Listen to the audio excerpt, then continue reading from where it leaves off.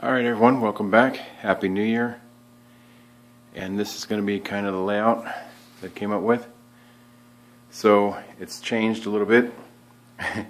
To get proper drainage from the overflow box, which is right there, to the refugium stand, it wasn't going to work.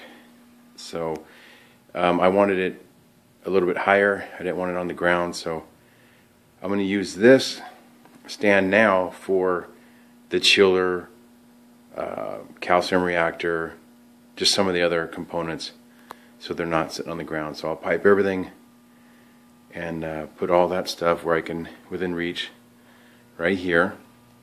And then the refugium and sump, the location for that is here. So what's going to happen is the pipes, the 2-inch drains, are going to come in here from right up there.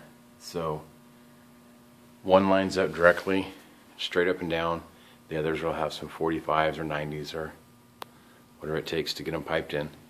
Here's what the kind of what I have set up. So on the right, I still need to buy my protein skimmer and my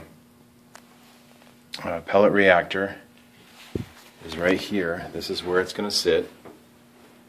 It's an Aquamax, the large setup for it. It's going to have a gate valve to adjust it. I'm going to buy one more DC pump to put down in there, and it's going to come right off the pump.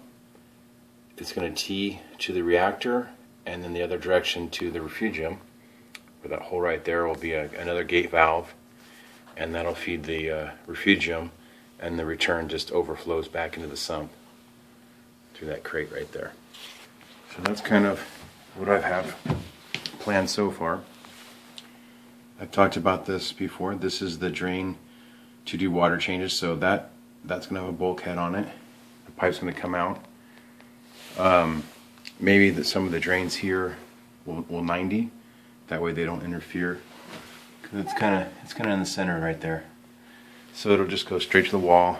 I'll strap it, run it over to that sink that you see, and I'll just have a valve there and drain down, 30 to 50 gallons, whatever I come up with to do my water changes. And then the RO DI system will probably hang here on the wall above the refugium.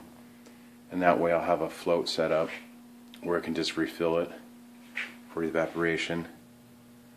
And then the wastewater can just, tap it in the sink right there. And the pump worked out really well. So that's the DC pump that I bought before.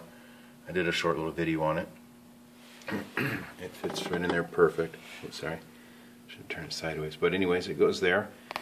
The return taps in the sump. I just need to buy a bulkhead fitting right there, and then the supply or the return to the tank will just come straight up right above it now. So it'll just come straight up right here, right on the corner, and then I'll feed these 4 supplies up on top. So I'll do that, and then I'll put a 3-way there and have the PVC pipe run along the top of the tank there. And here they've got the top for my overflow. That's really nice. And that was more recent. They didn't finish it when I picked up the tank. So this is it. And then again, in here is going to be my protein skimmer.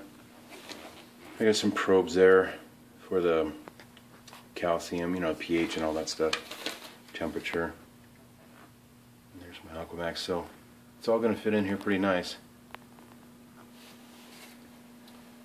And you can plan all you want, but what you want and actually what comes out is a little bit different. So that's why I'm going to change that stand to hold some of the equipment instead. So, and under here is still going to be my container. It still fits and everything for the water changes to mix my salt and everything. So I'll have it pre-mixed. I'll probably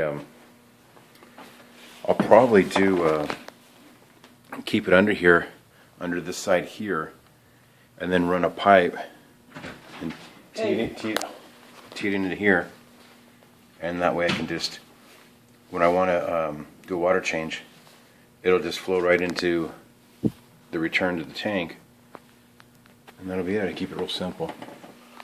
All right, I'm going to order the piping today, and if you